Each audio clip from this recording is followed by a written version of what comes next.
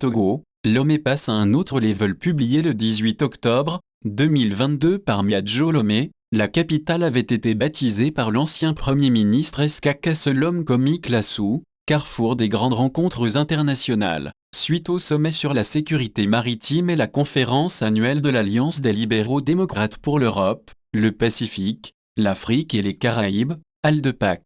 Et pour cause, les gouvernants n'hésitaient pas à organiser à grands frais des sommets à Lomé dans le but de rehausser l'image du grand chef, engagé dans une course folle pour une reconnaissance internationale, et toutes les occasions étaient bonnes à saisir pour les gouvernants pour se mettre en vedette et ceindre de laurier le front du jeune doyen. Ces rencontres qui rassemblaient un casting de vices à Lomé n'étaient autres que des cérémoniales à la gloire du numéro 1 togolais. À ces occasions, Lomé faisait sa toilette, et ainsi on maquillait la misère et cachait les pauvres pour donner l'impression que tout va pour le mieux dans le meilleur des mondes au Togo. Lomé a de nouveau changé de statut. Elle est passée de terre des rencontres internationales à la capitale du dialogue, grâce bien sûr à Fort Gnassingbé. C'est le site du parti présidentiel qui nous l'apprend. Mali, Côte d'Ivoire, Guinée, Guinée-Bissau, Tchad. Des mois et des mois déjà que le distingué militant Fort Gnassingbé du parti Union pour la République, UNIR, facilite et mène avec brio le dialogue entre des pays voisins devenus l'instant d'une crise post-électorale ou d'un coup d'État,